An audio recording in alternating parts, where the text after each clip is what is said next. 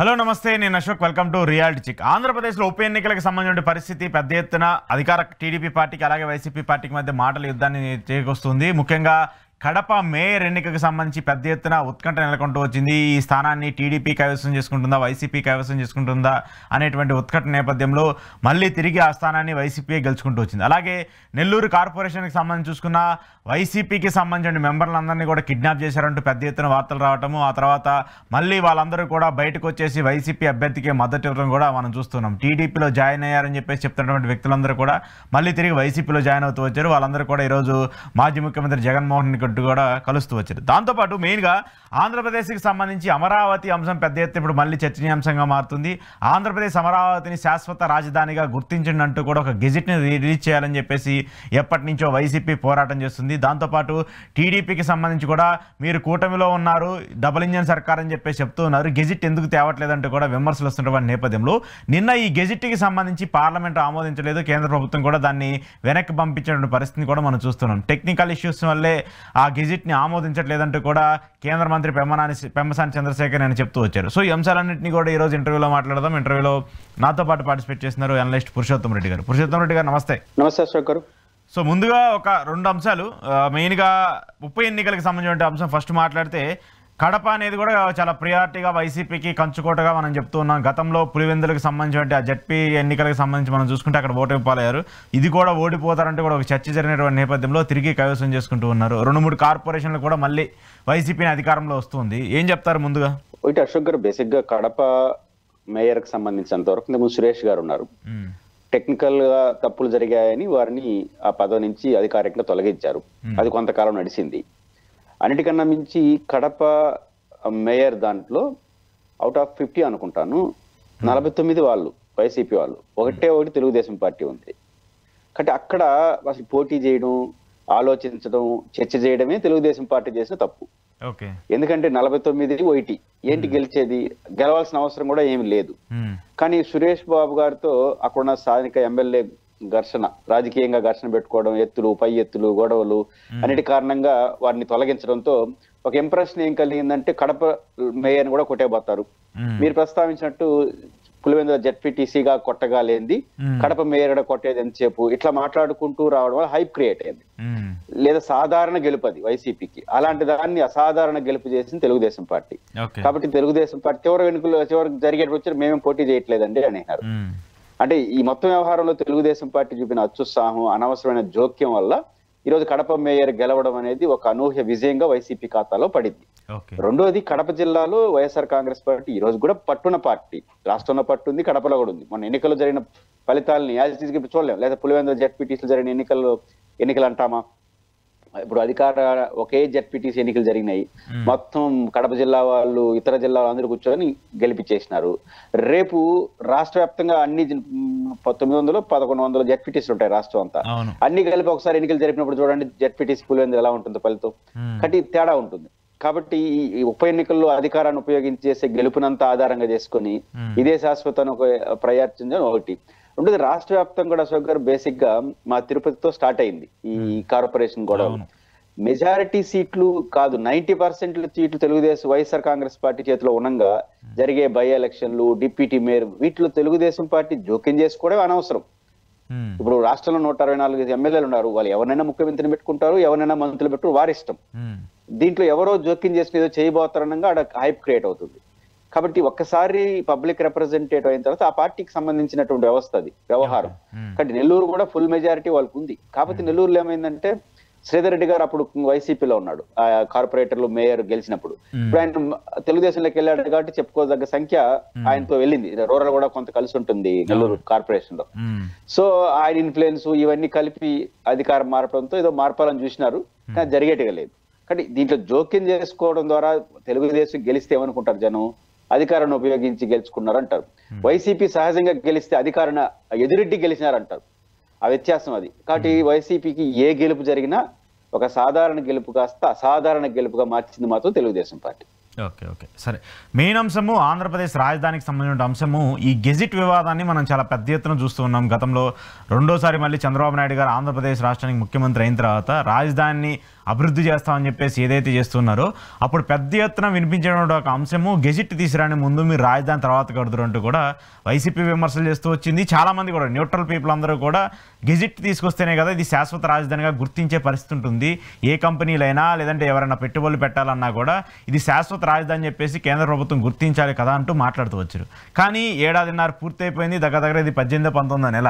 So ఇప్పటి వరకు కూడా ఈ గెజిట్కి సంబంధించిన చర్చ రాకపోవటము, ఆ గెజిట్ని కేంద్ర ప్రభుత్వం డబుల్ ఇంజన్ సర్కార్ అని చెప్పుకుంటూ వాళ్ళు ఆ గెజిట్ని తీసుకురాకపోవటం వల్ల నష్టం కదా. దాంతోపాటు నిన్న ఆ గెజిట్ని కూడా పార్లమెంట్ కేంద్ర ప్రభుత్వం కూడా దాన్ని వెనక్కి పంపించింది, ఏదో టెక్నికల్ ఇష్యూస్ ఉన్నాయని చెప్పేసి పెమ్మసాని గారు చెప్తున్నారు.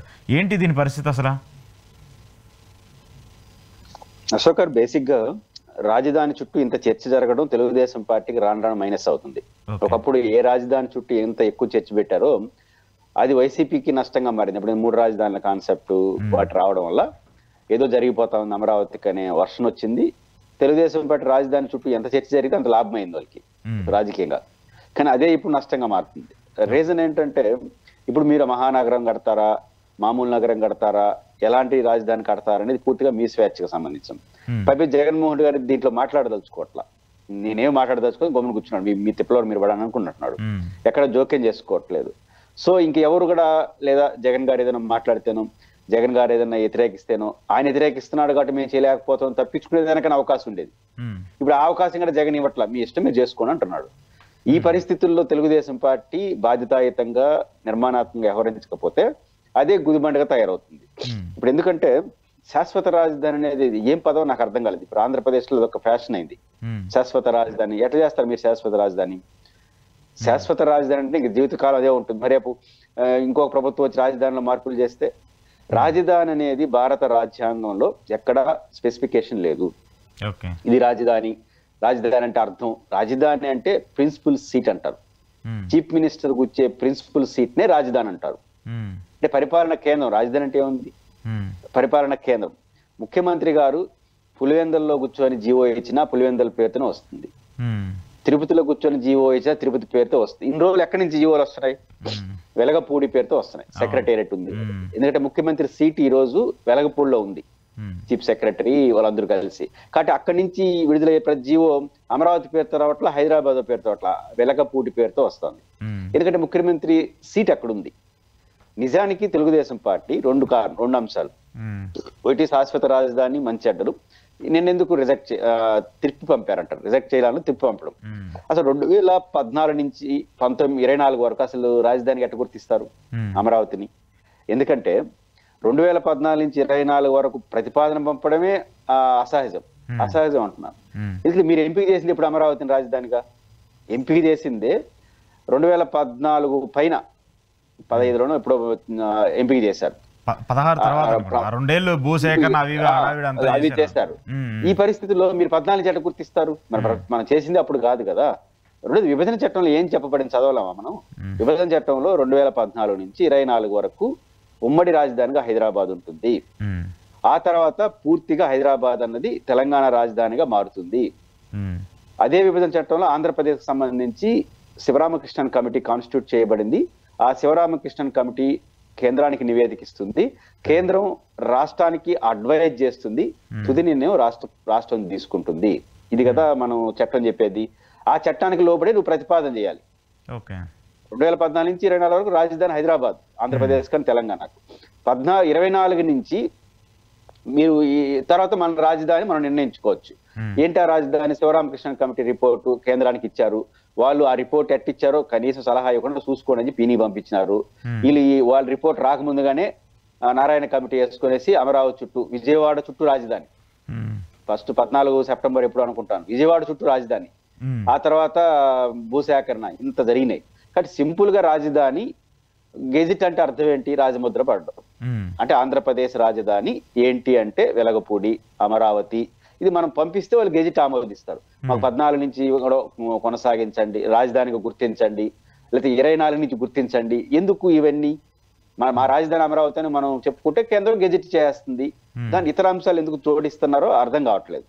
రెండో అంశం ఏంటంటే సాంకేతికంగా ఆలోచిద్దాం. చాలా మంది ఆంధ్రప్రదేశ్ టీవీ డిబేట్ లో కూర్చొని శాశ్వత రాజధానిగా అమరావతిని గుర్తించాల్సిందే గుర్తించే శాశ్వత రాజధాని పదం వాడచ్చా? అసలు రాజ్యాంగం ఒప్పుకుంటుందా?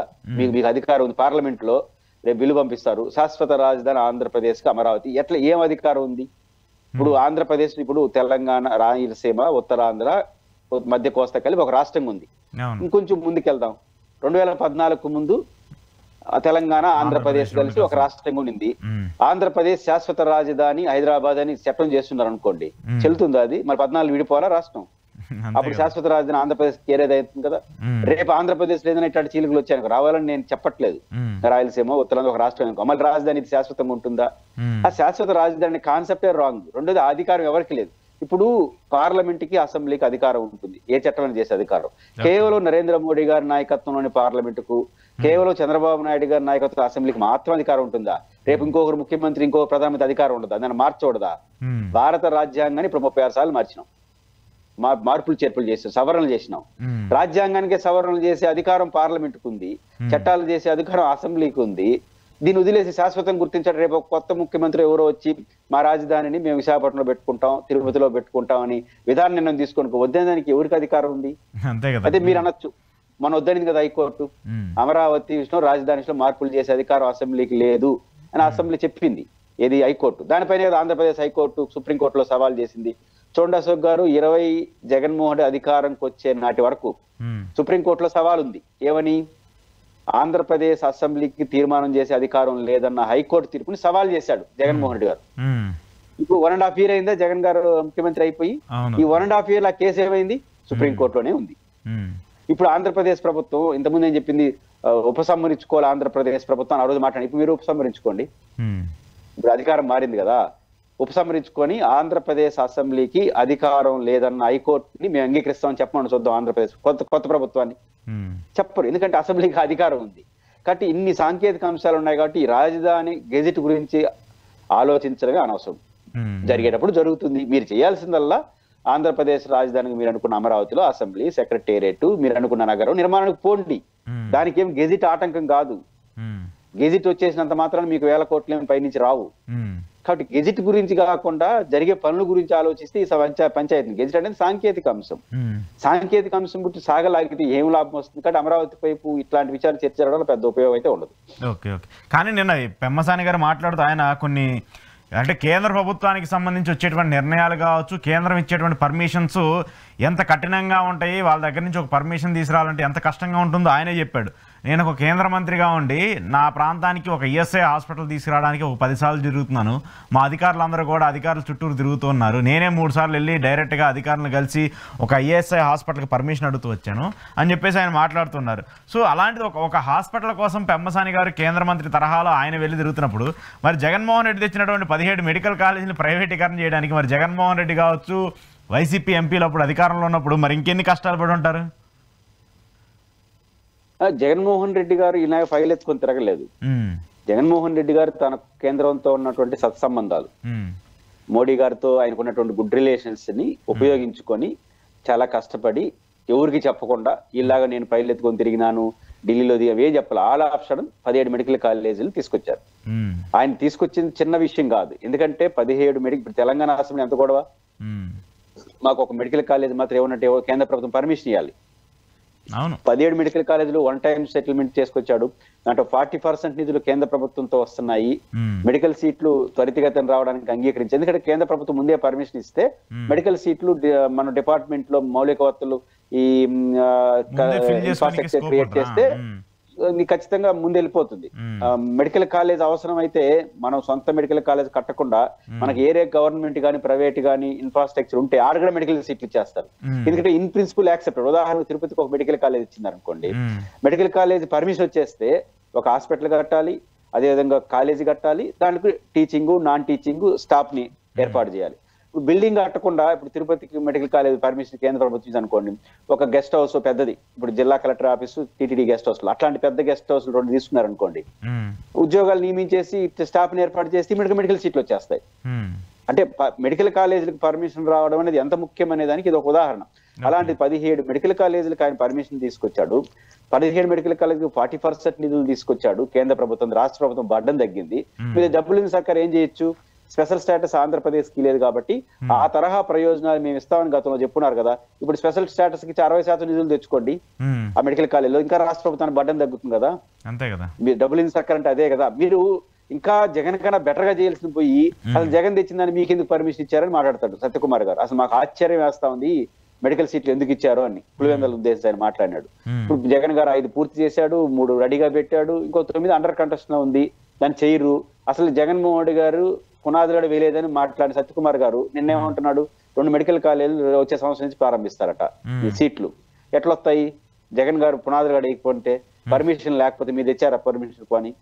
కాబట్టి మెడికల్ కాలేజీలు ప్రైవేటీకరణ విషయంలో మాత్రం జగన్ గారి కష్టార్జితాన్ని వీళ్ళు పూర్తిగా ప్రైవేట్ వ్యక్తులు పరం చేస్తున్నారు. అందుకే జగన్ గారి కష్టార్జితం అందులో ఉంది కాబట్టి, సమాజానికి అవసరం కాబట్టి ఆయన సీరియస్ గా తీసుకున్నాడు.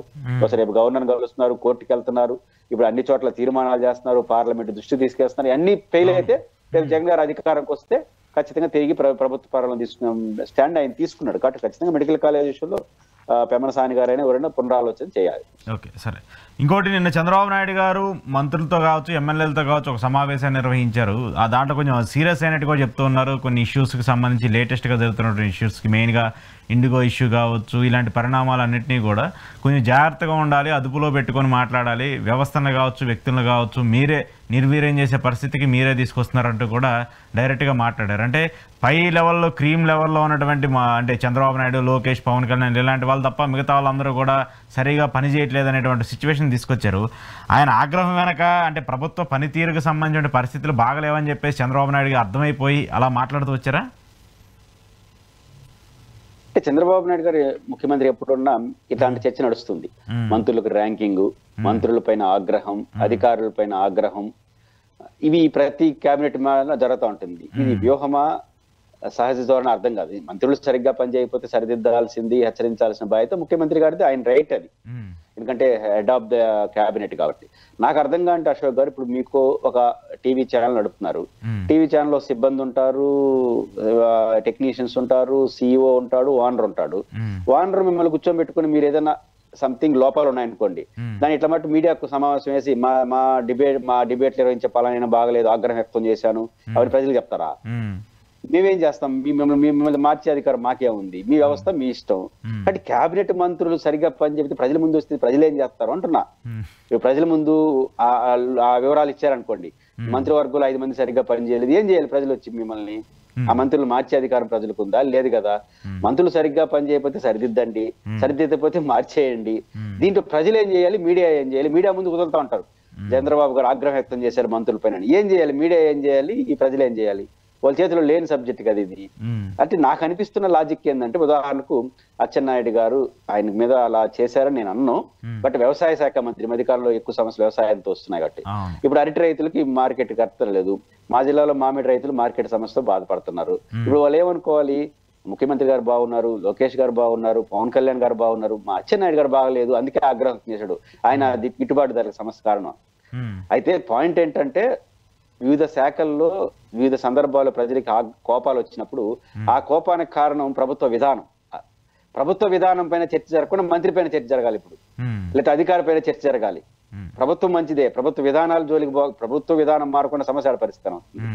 కానీ ప్రభుత్వ విధానం పైన చర్చ కాకుండా మంత్రుల పనితీరు పైన చర్చ జరిగితే పాపం కష్టపడుతున్నాడు పెద్ద ఆయన, ఈ మంత్రులే సరిగ్గా లేదు అనుకోవాలి జనం. అంటే మీకు గుర్తుంటే ఈ ప్రాంతీయ పార్టీలు ఎస్టాబ్లిష్ అయిన తర్వాత అసలు మంత్రులకు పని ఉందంటారా? మీరు పాలసీ మ్యాటర్లో మంత్రులకు పాత్ర ఉందంటారా? అన్ని ముఖ్యమంత్రే, సింగిల్ ముఖ్యమంత్రి గారు, అటువంటి చంద్రబాబు నాయుడు గారు, జగన్ గారు అయినా, జగన్ పక్కన కేసీఆర్ గారు. జాతీయ పార్టీలో కొంత డెమోక్రసీ ఉంటుంది. ప్రాంతీయ పార్టీలో ఒకసారి ముఖ్యమంత్రి అయిన తర్వాత ఆయన ఏం చెప్పింది అదే. మంత్రులందరూ కేవలం నమ్మక సంస్కారం పెట్టేసి వచ్చేయాల్సిన వాళ్ళు కాబట్టి మంత్రులకి పాత్రే ఉండదు. ఇంకా మంత్రులకి ఏం చేస్తారు పాపం, పాలసీ డెసిషన్. కాబట్టి మంత్రుల పైన ఆగ్రహం వ్యక్తం చేయడం అనేది తప్పన్న కానీ అది ప్రజలకి ప్రజల ముందు ఉంచడం అనేది మాత్రం బహుశా సమస్యలను కొంచెం ఈ వైపు కూడా కొంచెం మళ్ళిద్దాము అసలు విషయాల మీద అనే వ్యూహం ఏమన్నా ఉందా అని అనుమానం వస్తుంది. ఓకే, అది పెద్ద ఎస్కేప్ ట్రిక్ తప్ప ప్రభుత్వానికి సంబంధించి ఏదో చేస్తున్నట్లయితే కాదు. ఇప్పుడు ఎస్కేప్ చేయడమా లేకపోతే కొంచెం మనం ఆలోచించుకోవడం. అచ్చెన్నాయుడు గారు బాగుంటే వ్యవసాయ గిట్టుబాటు ధర ఉండేది, గిట్టుబాటు ధర లేకుండా ప్రభుత్వ విధానం కాదు, దాన్ని అచ్చెన్నాయుడు గారు ఏం చేస్తాడు? ఎవరైనా కాదు, ఇప్పుడు నాకు అర్థం కాదు ఏంటంటే ఇప్పుడు అచ్చెన్నాయుడు అయినా ఇంకోరైనా సరే ఇప్పుడు ఒక శాఖకు సంబంధించి వాళ్ళని పని చేయించుకుంటే వాళ్ళకి ప్రాబ్లం ఉండదు కదా.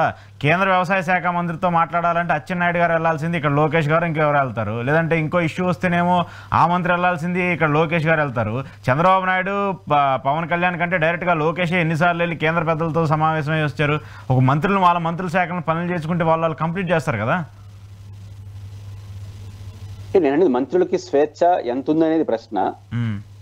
లేని స్వేచ్ఛను వాళ్ళకి ఆపాదిస్తూ, అంటే అధికారిక దాంట్లో మంత్రులకు స్వేచ్ఛ ఉండదు ప్రాంతీయ పార్టీలో, కానీ సమస్య వచ్చినప్పుడు మంత్రులను బాధ్యులు చేస్తుంటారు.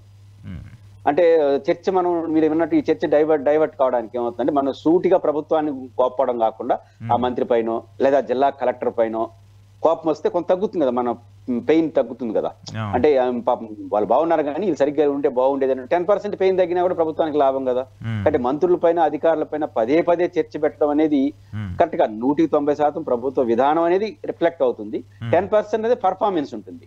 ఇప్పుడు కలెక్టర్కో మంత్రికో అధికారమో డబ్బులో ఇస్తే వాళ్ళు చేస్తారు. ఆ డబ్బులు అధికారం ఇవ్వకుండా మీరు బోని ప్రజల దగ్గర కంటే పోయి ఏం చేసి వాళ్ళు తిట్లు తినేసి రావాలి అంతే. కాబట్టి 90% ప్రభుత్వ విధానం, దానిపైన చర్చ జరగకుండా కొంత చర్చ ఎమ్మెల్యేల పైన మంత్రుల పైన. అప్పుడప్పుడు ఎమ్మెల్యేలు 70 మంది సరిగ్గా లేరు. ఇప్పుడు ప్రభుత్వం మీద అనేక కారణాలతో ప్రజలకు కోపం వస్తూ ఉంటుంది. ఆ కోపం యొక్క పర్సంటేజ్ ని కొంత తగ్గించడం కోసం ఇట్లాంటి ఆగ్రహాలు, ఇట్లాంటి ఆవేశాలు, ఇట్లాంటి సీరియస్నెస్ అప్పుడప్పుడు వస్తూ ఉంటాయి. పోనీ ఆగ్రహాలు వ్యక్తం చేసి 10 క్యాబినెట్లు అయింది కదా, ఒక మంత్రినైనా మార్చినారా? మరి వాళ్ళే ఉంటారు. కాబట్టి ఇది వ్యూహాత్మకంగా వేస్తున్నారు. అది పెద్ద ఒక రోజు బాగుంటుంది, 2 రోజులు బాగుంటుంది, శాశ్వతంగా అయితే మాత్రం అంత పెద్ద ఉపయోగపత ఉండదు. ఓకే సరే. అయితే ఇంకొక అంశము కంక్లూడ్ చేస్తూ, నిన్న ప్రధాని మోదీ మెయిన్గా సౌత్ ఇండియాకి సంబంధించిన బీజేపీ ఎంపీలతో, కూటమికి సంబంధించిన ఎంపీలు అందరితో మాట్లాడుతూ వచ్చారు. తెలంగాణకు సంబంధించి చూసుకున్నా, ఆంధ్రాకి సంబంధించి చూసుకున్నా వాళ్ళ బీజేపీ ఎంపీలతో కూడా మాట్లాడుతూ వచ్చారు. అయితే తెలంగాణ ఎంపీలు మాత్రం కొంత సీరియస్ అయ్యారు, విమర్శించారు. ఇక్కడ మన గ్రాఫ్ తగ్గుతుంది, మీరు పని చేయమని చెప్తూ వచ్చారు. ఆంధ్రప్రదేశ్ ఎంపీలనేమో కొంచెం ఆయన పొగుడుతూ వచ్చారు. మీరు అక్కడ ప్రతిపక్ష పాత్ర పోషించండి, విమర్శలు చేయండి, ప్రభుత్వంలో జరిగేటువంటి తప్పిదాలను కూడా మనం కూటమిలో ఉన్నప్పటికీ కూడా వాటన్నింటినీ కూడా బయటికి ఎత్తి చూపండి అంటూ కూడా మోదీ ఇండికేషన్స్ ఇచ్చారని చెప్పేసి ఒక వార్త నడుస్తుంది. ఏం చెప్తారు? ఇది ప్రతిపక్ష పాత్ర బీజేపీ పోషించాల్సిన అవసరం ఉంది ఇప్పుడు ఆంధ్రప్రదేశ్లో? మోడీ గారు ఈ సదరు రాష్ట్రాలు అస్సాము, అరుణాచల్ 4-5 రాష్ట్రాలతో సమావేశం అయినట్టుగా వారు మాట్లాడిన విషయాలు 2 రకాల చర్చ నడుస్తుంది ఆంధ్రప్రదేశ్లో. ఒక చర్చ ఏంటంటే వైసీపీ ధీటుగా ఎదుర్కోండి, వైసీపీ సోషల్ మీడియా చాలా పవర్ఫుల్ గా ఉంది, దాన్ని ధీటుగా ఆ రకంగా మీరు కూడా ఎదుర్కోవాలి అని మోడీ గారు అన్నట్టు ఒక వర్షను. రెండోది వైసీపీ చేసిన తప్పుల్ని గట్టిగా ఎదుర్కోండి అని చెప్పిన కారణంగా వైసీపీ పట్ల మోడీ గారు సీరియస్ గా ఉన్నారు అనే మెసేజ్ తెలుగుదేశం పార్టీకి అనుకూలమైన సోషల్ మీడియా ఒకవైపు వెళ్తా ఉంది. వైసీపీ వాళ్ళు ప్రధానమంత్రి వైసీపీ సోషల్ మీడియాని గట్టిగా ఎదుర్కోమన్నా అంటే మనం ఎంత గట్టిగా ఉన్నామని వాళ్ళు ఒకవైపు నడుస్తున్నారు. రెండింటిని మనం 2 కోణాలు చూసినప్పుడు, తెలంగాణలో మంత్రులు ఎంపీల పైన ఆగ్రహం వ్యక్తం చేస్తే ఆంధ్రప్రదేశ్ బీజేపీ వాళ్ళ పైన ఇంకెంత ఆగ్రహం వ్యక్తం చేయాలి? ఆంధ్రప్రదేశ్ బీజేపీ నాయకులు ఏం చేస్తున్నారు? ఎక్కడ బీజేపీ గురించి చెప్పుకుంటున్నారా? ఇప్పుడు సత్యకుమార్ గారు ఆరోగ్య శాఖ మంత్రి, మెడికల్ కాలేజీలు 17 ఆంధ్రప్రదేశ్ కి ఇచ్చినారు, దాంట్లో 40% నిధులు మా ఉన్నాయి. జగన్మోహన్ రెడ్డి కాల్ రగడేసి నాది అంటున్నారు. నిజంగా బీజేపీ నాయకులు ఆంధ్రప్రదేశ్ లో ఏం చేయాలి? మీరు అడిగిన వెంటనే 17 మెడికల్ కాలేజీలు మోడీ గారు మా రాష్ట్రానికి ఇచ్చినాడు, ఇది మా ఘనత. దాంట్లో 500 కోట్లు ఖర్చు పెడితే దాంట్లో 200 కోట్లు మావి, మేమిచ్చాము, కాబట్టి ఇది మా ఘనత అని కదా బీజేపీ వాళ్ళు చెప్పుకోవాలి ఆంధ్రప్రదేశ్. అప్పుడు కదా వాళ్ళకి గౌరవం పెరుగుతుంది. 17 మెడికల్ కాలేజీలు జగన్ ఘనతగా ఉంది. నిజానికి బీజేపీ వాతావరణం కొంత ఉంది కదా, మీరు అడిగిన వెంటనే ఇవ్వాలని రూల్ తెలంగాణ అడిగి తీయలేదుగా. కాబట్టి బీజేపీ ఇమేజ్ ఆంధ్రప్రదేశ్ లో పెరగాలంటే ఈ మెడికల్ కాలేజ్ ఆయనదే కదా, మాదిగాడు ఉంది అని చెప్పితే బీజేపీ ఇమేజ్ పెరుగుతుందా? అసలు ఈ కాలేజ్ ఎందుకు ఇచ్చినారు బాబు అని మాట్లాడితే పెరుగుతుందా? అంటే వైద్య ఆరోగ్య శాఖ మంత్రి బీజేపీ నాయకుడు ఏం చేస్తున్నాడు? అసలు ఈ మెడికల్ కాలేజీలు లేవు, పర్మిషన్లు లేవు అట్లా మాట్లాడితే వచ్చే గౌరవం కూడా పోతుంది. ఆంధ్రప్రదేశ్ లో బీజేపీ నాయకులు వ్యవహరిస్తున్న తీరు తెలుగుదేశం పార్టీ అజెండాని ముందుకు తీసుకెళ్తున్నారు. దీనివల్ల బీజేపీకి ఏం ఉపయోగపడదు. కాబట్టి ఆగ్రహం ఏదైనా వ్యక్తం చేయాలంటే ఆంధ్రప్రదేశ్ బీజేపీ మీద వ్యక్తం చేయాలి. ఆయన తెలంగాణ వాళ్ళ పాత్రలు పోషిస్తున్నారు. రెండోది నేను అనుకుంటుంది అశోక్ గారు, ఆంధ్రప్రదేశ్ రాజకీయాల గురించి ఈ రోజు బీజేపీ సీరియస్ గా ఆలోచించట్లేదని నేను నమ్ముతున్నాను. ఎందుకు ఆలోచించదంటే సమయం కోసం వెయిట్ చేస్తున్నారు. ఆంధ్రప్రదేశ్ లో ఒకవైపు తెలుగుదేశం బలంగా ఉంది, రెండో వైపు జగన్ గారు బలంగా ఉన్నారు, మూడో వైపు పవన్ కళ్యాణ్ గారు కూడా ఒక పర్సనాలిటీగా ఉన్నాడు. ఆయనకే పట్టు దొరకట్లా ఈ రెండు పార్టీల మధ్య. మళ్ళీ నాలుగో పార్టీ బీజేపీ, ఆడ పట్టు దొరుకుతుంది. కాబట్టి ఈ మూడు పార్టీల్లో ప్రధాన రెండు పార్టీల్లో ఏదైనా అనూహ్యమైన మార్పులు, రాష్ట్రంలో పరిస్థితులు మారేంత వరకు బీజేపీకి స్కోప్ ఉండదు ఇక్కడ. ఆ జ్ఞానం బీజేపీకి తెలుసు. కాబట్టి బీజేపీ ఆంధ్రప్రదేశ్ లో చాలా నామినల్ పాత్ర పోషిస్తోంది. సమయం కోసం వెయిట్ చేస్తోంది. ఏ మార్పులు జరుగుతున్నాయి, మనం ఎక్కడ ఏలు పెట్టాలి, సమయం కోసం వెయిట్ చేస్తున్నారు. సమయం కోసం వెయిట్ చేసే వాళ్ళు పోరాడేది ఏముంటుంది, ఎవరి మీద పోరాడాలి? కాబట్టి మోడీ గారు అట్లాంటి ప్రకటన చేస్తుంటారని నేను అనుకోను. ఎందుకంటే ఆంధ్రప్రదేశ్ లో బీజేపీ ఈ రోజు ఆ పాత్రను వాళ్ళు పోషించని ఇట్లా ఢిల్లీ వాళ్ళు బీజేపీ పాత్ర పోషిస్తే వాళ్ళు జోక్యం ఉండదు. మెడికల్ కాలేజ్ అన్నింటిలో పైన జోక్యం చేసుకుంటుంది. మీరేం చేస్తున్నారు, జగన్ గారు నాది అంటే మంది ఉందని చెప్పండి, ఇట్లా మాట్లాడి ఉండేవారు. వాళ్ళు ఏం పట్టించుకోవట్లా. సమయం సందర్భం కోసం వేచి చూస్తున్నారు. ఆ వేచి చూసే రోజు వచ్చిందో. కాబట్టి అట్లాంటి పార్టీ ఈ రోజు జగన్ మీద పోరాడని ఎందుకు అంటారు? ఏం అవసరం ఉంది ఈ రోజు జగన్ మీద ఎందుకు పోరాడాలి? బీజేపీ నాయకత్వంలోని కేంద్ర ప్రభుత్వానికి ఇప్పుడు కూడా జగన్మోహన్ రెడ్డి గారు అంతో ఎంతో సపోర్ట్ కొన్నాడు. ఏ విషయంలో సపోర్ట్ కొన్నాడు మీకు గుర్తుంటే, ఉపరాష్ట్రపతి ఎన్నికలు డైరెక్ట్ గా వాళ్ళు అడిగారు, ఈయన ఇచ్చినాడు. ఇట్లాంటి కొన్ని విషయాల్లో బీజేపీకి మద్దతుగా ఉన్నారు ఆయన. బీజేపీ మీన్స్ కేంద్ర ప్రభుత్వంతో ఘర్షణ పెట్టుకోవట్లా. ఘర్షణ పెట్టుకొని జగన్ ని వాళ్ళు గెలుస్తారు ఆంధ్రప్రదేశ్ లో. వాళ్ళకి ఏం అవసరం? బీజేపీతో గొడవ పెట్టుకోవట్లా జగన్. ఎందుకు గొడవ పెట్టుకోవడం? ఆయన రాజీ పడి కాదు. బీజేపీ జగన్ గారు ప్రత్యర్థి కాదు ఆంధ్రప్రదేశ్ లో. జగన్ గారు చాలా క్లారిటీగా ఉంటాడు. జగన్ గారు, మోడీ గారు ఆంధ్రప్రదేశ్ లో చాలా క్లారిటీగా ఉంటారు. జగన్ గారి క్లారిటీ ఏంటి? మనకు ఆంధ్రప్రదేశ్ లో బీజేపీ పోటీ కాదు. పోటీ లేని వాళ్ళతో గొడవ ఎందుకు? మీరు నాకు పోటీ కాదు, రండి అశోక్ గారు చూసుకుందాం, నేను ఎందుకు అనాలి అంటావు దోవన పోయే మిమ్మల్ని. సంబంధం లేని మన ఇద్దరి మీద గొడవ లేనప్పుడు మళ్ళీ ఎందుకు పిలుచుకొని కొట్టించుకోవాలన్నా? కాబట్టి మోడీ గారితో గొడవ లేని జగన్ మోడీ గారి జోలికి వెళ్ళడు. పైపించి ఆంధ్రప్రదేశ్ లో ఆయన శత్రువు తెలుగుదేశం, కాంగ్రెస్ పార్టీతో వెళ్ళలేడు, ఎందుకంటే ఆయన ఆయన నుంచి వచ్చినాడు. బీజేపీకి కూడా ఈ రోజు జగన్ తో కొట్లాడ పెట్టుకుంటే ఏం చేసి తెలుగుదేశం లాభం కదా. జగన్ కొట్టి ఏం చేస్తారు? తెలుగుదేశం లాభం. తెలుగుదేశం లాభం వచ్చే పని వాళ్ళకి ఏమవుతుంది? పైపించి జగన్ గారి వెనకాల ఉన్న శ్రేణులంతా వ్యతిరేకిస్తారు. కాబట్టి ఈ రోజు ఆంధ్రప్రదేశ్ లో మోడీ గారు ఈ కారణం రీత్యా జోక్యం చేసుకోడు, జగన్ గారు ఆ కారణం రీత్యా పట్టించుకోడు. ఆయన పని ఏం చేస్తారు. అయితే ఇక్కడ వైసీపీ సోషల్ మీడియాని ఎవరైనా మెచ్చుకోక తప్పదు. ఎందుకంటే వైఎస్ఆర్ సోషల్ మీడియా ఎంత ఎఫెక్టివ్ గా పనిచేస్తా ఉందో. వైఎస్ఆర్సీపీ సోషల్ మీడియా అని పేరే తప్ప పార్టీ ఏం పైనుంచి పట్టుకునేది కాదు. ఈ మధ్య కాలంలో YCP social media head quarter కూడా యాక్టివ్ ఉన్నట్టుంది. కానీ అంతకుముందు YCP social media head quarter ఎంత యాక్టివ్ ఉంది, ఎంత పరిమితులు ఉన్నాయి? అసలు వైసీపీ సోషల్ మీడియాలో పనిచేసిన ఆవేదన మమ్మల్ని పట్టించుకోవట్లేదు కదా. అసలు జగన్ గారి నాయకత్వంలో వైసీపీ హెడ్ క్వార్టర్ అంతంత మాత్రం పట్టించుకుంటూనే ఇట్లున్నారు. కానీ వాళ్ళు సీరియస్ గా తెలుగుదేశం లాగా పట్టించుకుంటే ఇంకా బ్రహ్మాండంగా పనిచేస్తారు. కాబట్టి వైసీపీ సోషల్ మీడియా ఎప్పుడు కూడా వైసీపీ పెద్ద అసెట్. అంత పెద్ద మీడియా ఛానళ్ళు, 2-3 పెద్ద ఛానల్స్, సోషల్ మీడియా ఇన్నిటిని ఎదుర్కొని వైసీపీ నిలబడతా ఉందంటే నిస్సందేహంగా జగన్మోహన్ రెడ్డి గారి మీద అభిమానంతో వైసీపీ సోషల్ మీడియాలో కార్యకర్తలు చేస్తున్న కష్టమే దానికి కారణం. కాబట్టి ఖచ్చితంగా మోడీ గారైనా ఎవరైనా వైసీపీ సోషల్ మీడియాను చూసి నేర్చుకొని పొమ్మంటారు. అయితే ఇది ఆర్గనైజ్డ్ కాదు, అనార్గనైజ్డ్ గా ఎవరు పాటుకుంటారు. ఇది గమనించాలి పెద్దలందరూ. అంటే జగన్ గారి మీద అభిమానం అంత ఉంది ఆ వైసీపీని ప్రేమించే వాళ్ళు. పదవులు లేకపోయినా పట్టించుకోకపోయినా నేను మాకు జగన్ కావాలని అట్లాంటి ఆమోదం పొందే కార్యకర్తలు మిగతా పార్టీకి చాలా పరిమితంగా ఉన్నారు. కాబట్టి వైసీపీ సోషల్ మీడియాని మెచ్చుకోవడంలో పెద్ద ఆశ్చర్యపోవడం అవసరం లేదు. కానీ బీజేపీ ఇప్పటికిప్పుడు ఆంధ్రప్రదేశ్ లో ఏదో చేసేస్తుందని మాత్రం నేను అనుకోను. ఓకే ఓకే, చూద్దాం మరి దానికి సంబంధించిన పరిణామాలు ఏమైనా మారుతాయా ఉంటాయా అనేది కూడా. Thank you sir, thank you very much. ఇది పురుషోత్తం రెడ్డి గారితో ఈరోజు ఎక్స్క్లూజివ్ రియాలిటీ చెక్. చూస్తూనే ఉండండి ఈహా టీవీ.